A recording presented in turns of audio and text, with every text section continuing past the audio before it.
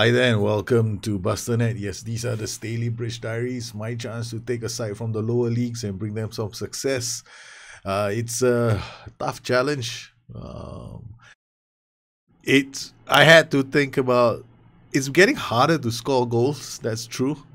Forcing me to think about what kind of roles I want in the game. Um, in this game, we're drawn against York City 0-0. Was a tough game, but we managed to get a point against it. Literally, both of us almost have identical kinds of chances, but we didn't create too many great chances because both sides just crossed each other out. And against Blythe Spartans, well, different match here.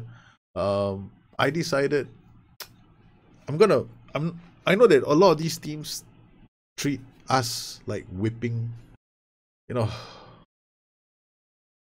we just a side that needs to be whipped, right? So here we scored two really nice goals, open play goals. I love the goals. I think these are some of the best goals I've scored since the match engine changed to 1914, which does make it a lot harder because there are some roles in the final third that don't seem to they behave quite close, like the DLF and the F9.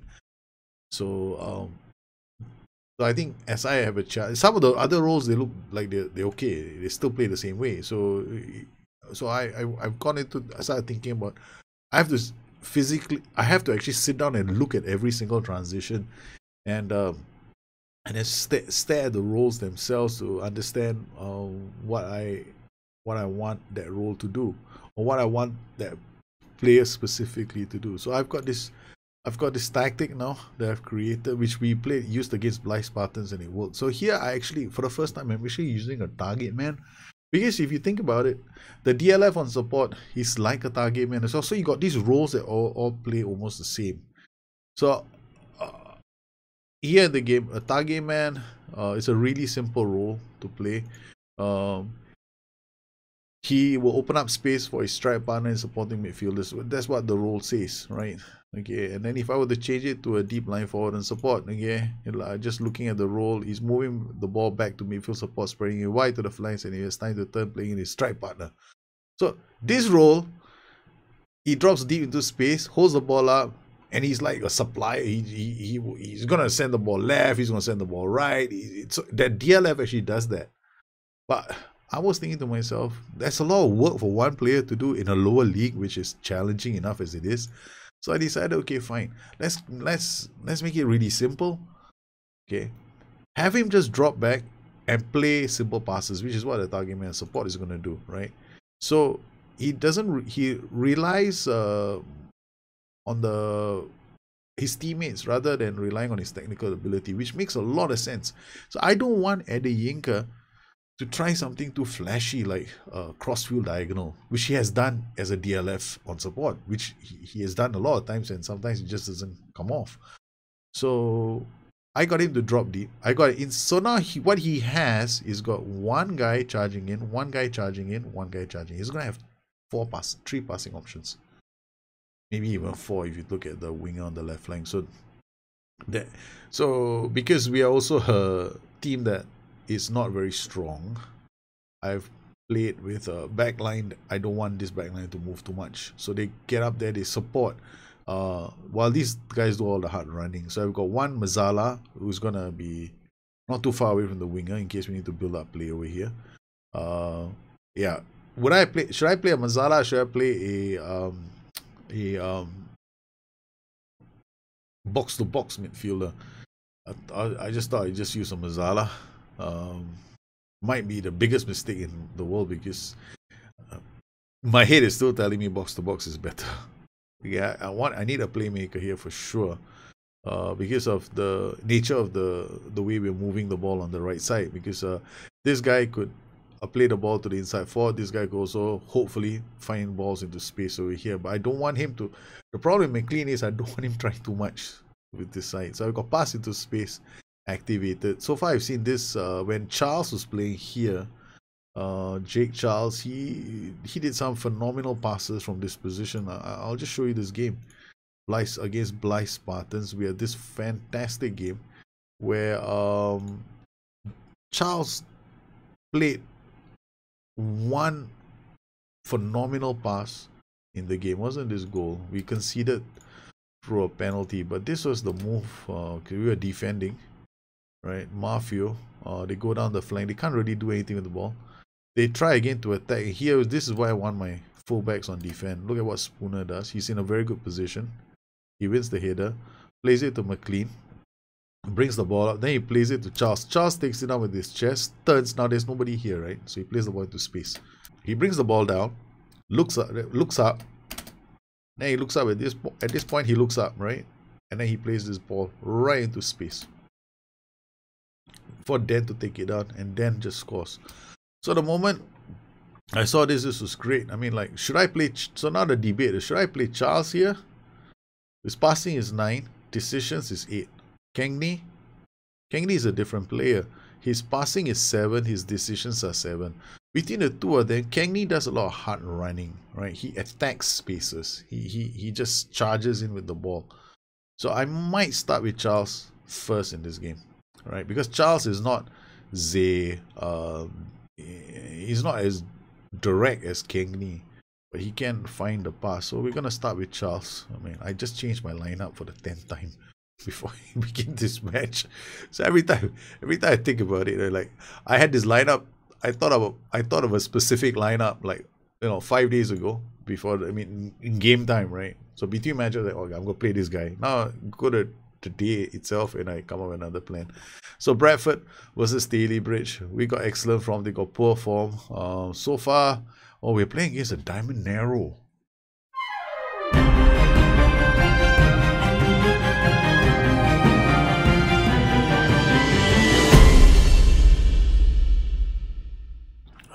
Okay, so we're playing as a Diamond Arrow. I'll go deep, even more narrow. I'll make my width even more narrower. I'll encourage them to go down the flanks. 4 minutes in, they've got a throw. Spooner again wins the ball. McLean finds Eddie Yinker. What a pass for Charles. Charles has got nobody to cross to, because Eddie Yinker is playing as a target man and support. The rest of the players don't get there in time. Spooner, Dawson, Eddie Yinker reads that. Yeah, does well. Okay. The throw, Eddie Yinker. Good reading of the game from Clark. McLean to Brown. Oh, they misread that. McHale wins the corner. McHale with the corner. Damon can't bury the chance. Then to McLean. Damon to Clark. Clark will play it out to Spooner. Spooner looks over the top for Eddie Yinker, and Eddie Yinker scores. Yes, the way you play it in lower league, you put one over the top. Nice work from Spooner. Spooner doesn't waste any time. Got target, took it down really well. Eddie Yinker giving us the lead. Okay. Okay, now we got Walters to Movi. Okay, people have mentioned, the current match engine seems to prefer direct style of football. I'm like, I play short passing with different clubs. Like Porto is short pass, one touch passing. And quite a number of clubs I've got them playing one touch passing. But the thing here is, it depends on who you are and your what kind of competition you have. Because it really depends on what kind of what level you're at, right? So here is Stalybridge Celtic. We're the whipping boys of the league. Everybody expects to beat us. So a lot of teams are going to be attacking me. Naturally, the moment I face teams that are on par with me, then I have to think about how I'm going to break them down. Like Bradford PA. Bradford PA are 22nd on the table, right? They are rock bottom, so they are definitely playing defensive against me. So I'm actually allowing them to attack me, so I'm playing with a deep D line. I'm encouraging them to go down the flanks, which is why I changed my defensive width to narrow. So I'm actually encouraging them up the pitch, but I want them to play in areas of the pitch where I'm comfortable at. So go down the flanks. By all means, have fun. Just don't go through the middle where you are very strong. So I don't want them to, I don't want them to go through the middle, because if they go through the middle, they'll probably score a lot of goals. So you gotta come up with a strategy, I guess. And we are a very shitty side, right? So why do I want to play a short passing game against these clubs? I'm gonna lose the ball. I mean, Bradford PA's average wage is double mine. So I'm like, I'm not gonna play your game. Speaking of which, one of my players, McLean, has already been offered a contract by another club. So I had to go in bust my wage budget just to keep him, because I already lost Charlie Jolie to another club. So I can't afford to lose McLean. That's one too many players gone. Which is going to be another issue. So far we're playing okay. We allow them to attack us, and then we hit them on the break. And then action zones, so far they don't seem to be doing very much with the ball in the middle of the pitch. So fine, we'll control the game then. So far we've been controlling the game pretty well. And when they attack, we have to drop back. Come on, boys. Come on, boys. Get back quick. Ooh, that was I'm still nervous about our defensive line. I don't want my defensive line to be any higher. I think the middle press is just nice for us. It's not too attacking, and it's not too defensive.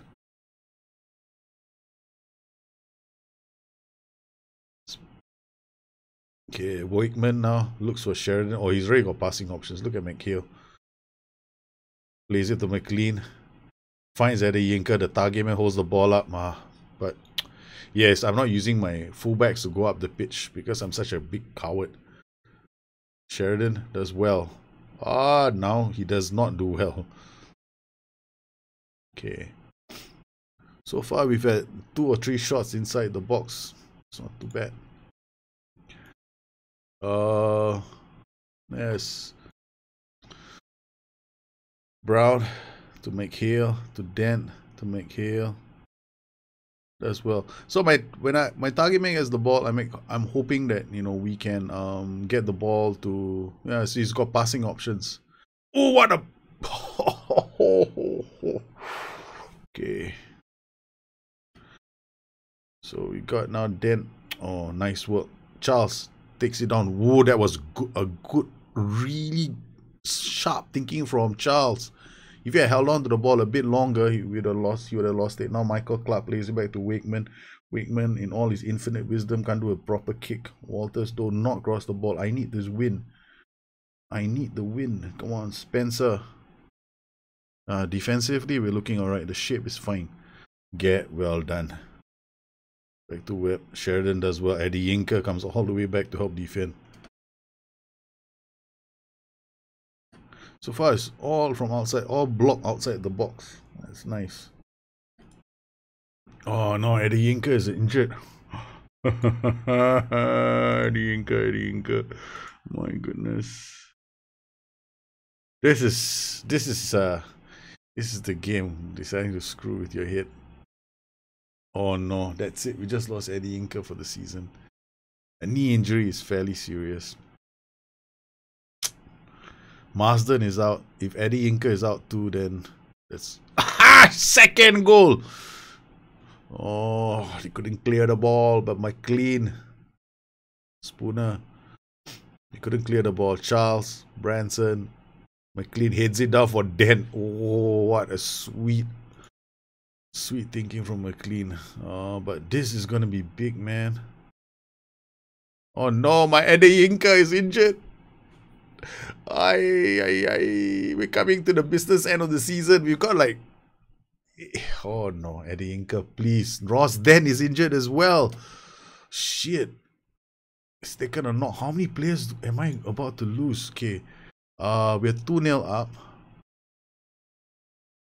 Ross Dent is playing as, okay, we're gonna change. No. Ross Dent for Luke Wall. Okay. Small change. I'm hoping that this doesn't screw me up. Okay, Wakeman out to Spooner, to Charles, to McLean, to Wall. Looks for Charles. It's a phenomenal goal. It's another goal. It's Backo is back. McLean. He plays it out to Wall.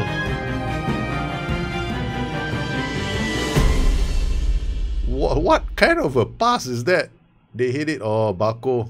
This was a defensive error from Hanman. He tried to clear the ball. It landed straight at the feet of Backo. Okay, Stalybridge leading by 3-0 against Bradford. Spooner now with the corner. Clark. It's another goal. It's 4-0. Stalybridge 4, Bradford 0. He hits it down and Backo finishes. This is a one-sided affair now. Wakeman out to Spooner, to McLean, to Charles. Plays back to Brown. Over the top it goes for Backo. Charles wins that. Backo now holds the ball up for Wall. That is the goal of the season. That is the goal of the season. What a goal. Backo holds it up. The target man plays in Wall. Wall sharp pass to McHale. Squares it for Backo. What a goal from Stalybridge as they announce themselves at the top of the table. Backo is back with a hat-trick. He comes off the bench after being out for nearly a month and comes in and says, guys, I'm back. Fear not. Adeyinka may be injured, but my name is Backo. I'm back. I'm back. Oh man, the cheer. Oh my goodness. I'm like, okay, now we take Charles off because I don't want Charles to get injured. So we bring on Kengney. Okay, we got Backo back. We're going to take Charles. Charles has played really well. So I made the right move by playing. Dominic McHale has been a very good signing as well. Okay, so it's Stalybridge 5, Bradford 0. Damon, McLean. Oh. It's over the top. It's. They get a consolation goal. This is the only thing I was worried about. Balls over the top. Our strategy so far has been right. We have played the smart game. For the majority of the game, we actually gave them the flanks, right? So we say go play on the flanks, and they don't have many options on the flanks, so that worked. But I mean, I'm partial to Adeyinka. If Adeyinka is injured, I'm like, oh no. I love calling his name out when he scores a goal. Adeyinka. I mean, Backo is also not bad. He's back, but I mean, Backo this is not the first time he's had a hat trick. He's had a hat trick off the bench a few times. I think this is his. No, it's not. He's had a hat trick off the bench twice. This is the second time, right? Comes off the bench and scores a hat trick. What a player Backo is. And yes, this is gonna be a great day for Stalybridge. McHale to McLean. McLean out wide to Kengney. Kengney with a phenomenal pass. But it's over. Yes, Stalybridge have now gone back to the top of the table. That's a very good result. Wow. Disinterested. I've never been one to pay attention to body language, but I'll just see what the Stalybridge. Assured, confident. This is good. Confident team. Tom Brown has been a poor influence on the overall attacking play. I know, but what choice do I have? Jay Sheridan has both won and lost possession more than any other player on his team. Lost a lot of possession. Yeah, I know. We're gonna lose. Dominic McHale, Scott Backo has scored his 75th career league goal, and Stalybridge back to the top of the table with that performance. Now that was a very good performance, but don't let it get to your hits. I'm not going to say that. I wanted to. I wanted to say don't let it get to your hits. But that's it. That's a phenomenal performance. I am, but we have not. Oh, yep, there we are. Brackley 4-1. But, okay, we're going to do a quick. Let's look around the English table, okay? So I'm going to share some news with you guys. This is crazy. How do I do this? I think it's Premier League. right? So let's look at the Premier League in England. Man City, top of the Premier League table, leading. Man City are country mile away. Look at this, man. They've only lost one game this season. They lost 3-2 to Liverpool. They are smashing everybody to pieces. This is like Man City, Liverpool, Spurs, United. Wow. They're coming to the business end of the season. Look at how they are playing. But guess what? It's Harry Kane. Okay, Harry Kane is no longer. Oh, Harry Kane contracted to Spurs, value of 79 million. I think they United are trying to buy him. Yeah, Mohamed Salah has an average rating of 7.81, Firmino 7.75, Leroy Sané. Man City have played superbly this season in my save, right? Topping the table. They beat Everton 2-0. They lost to Arsenal. They drew to Arsenal, lost to Liverpool, but have beaten most of the other clubs along the way. Stoke, QPR, not too bad. So, contrary to what's happening in other people's games, in my game, City are top of the table. Liverpool, Spurs, United, Arsenal, Chelsea, Everton. At the bottom of the table, Brighton, QPR, Cardiff. Somehow or other, I'm not surprised. Swansea are close. Stoke. Yeah, Burnley, Southampton. Wow. Of course, this is one season forward, right? So in case people are wondering, right? What the hell? No, this is the year 2020, not 2019. So Liverpool doing okay. Spurs, United, 60 points. Who's the manager of United? Let's find out. Let's find out who's managing Manchester United, eh?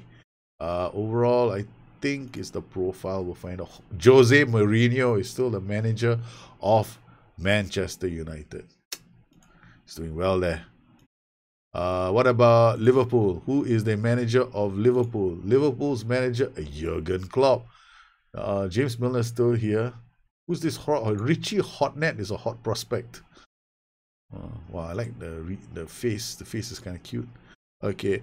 What about Tottenham Hotspur? Do we still have Mr. No, we have Zinedine Zidane as the manager of that team called Tottenham Hotspur. Dun, dun, dun. Arsenal. Man City now. Yes. Profile. They still have Pep Guardiola. Vincent Kompany is still the captain. Leroy Sané still there. And last but not least, Arsenal and Chelsea. Chelsea, overview, profile. They've got Joe Edwards. Who the hell is Joe Edwards? We got a 33-year-old manager, interim manager of Chelsea.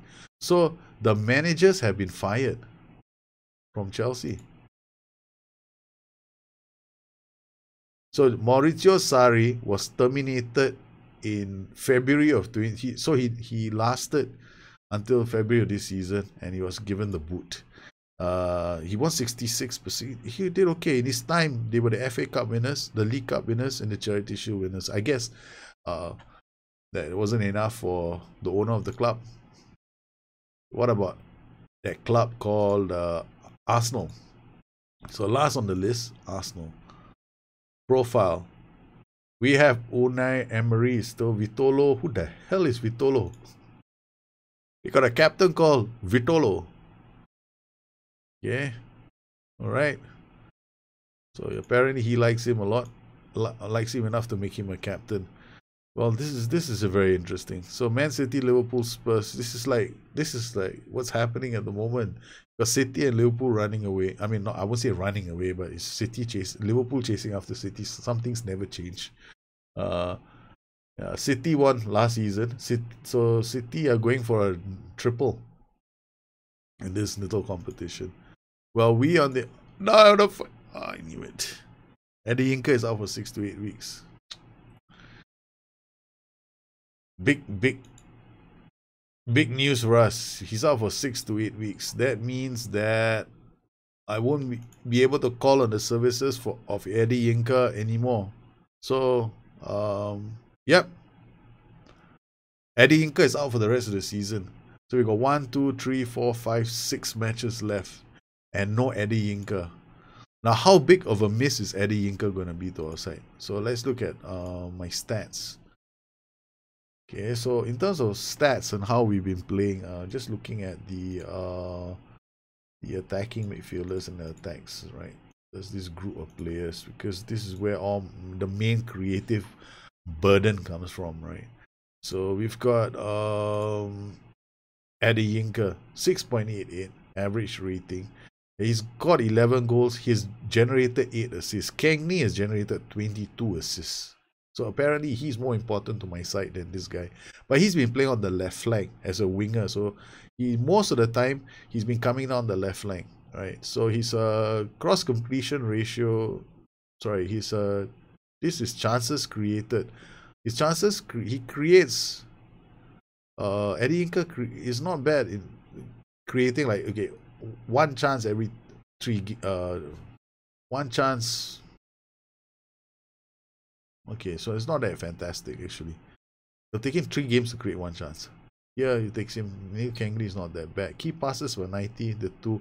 This is not bad. Marsden 215. Dominic McHale, my goodness, key passes per 90 minutes. Dominic McHale just joined the club, but this number is an average over time. So this was a very good signing by us, Dominic McHale, because he's been played as a winger on the left flank, so he's definitely contributing much more on playing on the left flank than Eddie Yinka was. But Eddie Yinka has been scoring goals coming in as a forward lately. So we turn him into a forward and he's scoring a lot of goals. Yeah, interceptions were 90, not that fantastic. Neil Kangli also not that fantastic. 90 doesn't do anything. Aerial, not very good in the air. Eddie Yinka, 5 yellow cards. One thing I like about Eddie Yinka is a fighter. Okay, but okay. We can afford to miss Eddie Yinka. Only problem right now is I can't afford to lose Scott Bako. Scott Bako is very important for the next couple of matches because he is like, with 21 goals this season, he is critical for our success going forward. It's not too bad. So we're doing okay. Scott Bako, 21 goals. One of the top strikers in the league. And Stalybridge with just I think 6 matches to go, top of the table. We should qualify for the playoffs. I think there's no reason not to assume that we're gonna qualify. But I definitely want to finish top of the table. I don't want to go through the playoffs because the playoffs, some of these clubs have been very hard to play against. York, especially, like this club, York. I've lost to York. I've lost to Spennymoor. Yeah, I haven't beaten Boston. I lost to Boston as well. So I've not been able to beat Boston. I don't think I've been able to beat any of these sides. Yeah, come to think of it, I've not beaten any one of these sides. So I do not want to play in a playoff against any one of them. So it's we have been doing better against the rest of the league, but against those guys, I haven't beaten them. So they are very hard to beat. So you look at Spennymoor, we've only beaten them once, but then they beat us. Then we've got York, see? At home we couldn't beat them. Then Chester, at home we drew against them. Gainsborough, we drew against them. So it's I rather York, we drew against them. So I rather not face any of these clubs, man. I'm going to be in a lot of trouble if I try to beat them. So we want to try and maintain this run. So we got Alfreton home match. We got Telford at home. We got Gainsborough, Stockport, and last game of the season is going to be against Boston. Oh man, so this is going to be an interesting end to the season. Well, I hope you enjoyed this edition of the Stalybridge Diaries. Tactically, okay, what am I doing different? Okay, okay, the thing here is we're not very good at keeping the ball. I mean, we have good possession numbers, but I'm not very good at keeping the ball and unlocking a side. I might be good at keeping the ball and moving it around the pitch on the left flank between these players. That we are good at because we have enough passing options. But I'm talking about sitting in front of a defense and tiki-takaing our way, trying to use probing passes to unlock the side using overloads. We're not that good because the moment I try to do that, my boys get caught out because they can't make those kind of passes. So what am I forced to do then? I'm forced to play a game where I kind of allow them to, I won't say allow them to attack me, but I kind of force them to play in areas of the pitch which are less damaging to us. So I kind of know, like, okay, we'll keep the center a bit more congested. You try to go down the flanks, all right? And then if you go down the flanks, c'est la vie, have fun, try and score. So that was a strategy we used against the diamond. Now it worked beautifully because the diamond was completely outplayed and the boys played okay. Up top we got a target man because he doesn't do any, I don't want him to do any complicated things, just keep the ball and play it to the rest of the players. We've got 3 attack duties rushing in to help him out. One is going to play, one when he gets the ball is going to come this way. One is in the playing the half spaces. We got a winger here who's not too far away, so he's got 2 very easy passing options here. Then you got an attacking playmaker. McLean has been phenomenal. He has actually roamed all the way up to this position. He sometimes roams all the way into this position to help out. So this has been very good with Brown sitting in front of the back line to give them some protection, and it's worked. We play structured. We don't commit everybody into attack. We only want 1, 2, 3, 4. It's basically 1, 2, 3 to be committed into the attack transitions, and this guy to support them when it's needed. So the rest of the team are basically following simple instructions. Don't do any Mickey Mouse shit. So just stay away from the other half. So far so good. We played okay, and we've done okay. It's just we've abandoned the 4-2-3-1. I was not feeling like we were controlling games with the 4-2-3-1. It was good, but since I wasn't too comfortable, we just don't. I want to win the title, right? So the 4-5-1 has become a very strong tactic for us. Well, I hope you enjoyed this edition of the Kingstonian Diaries. If you have any questions, please. Well, I hope you enjoyed this edition of the Stalybridge Diaries. I was just about to say Kingstonian Diaries.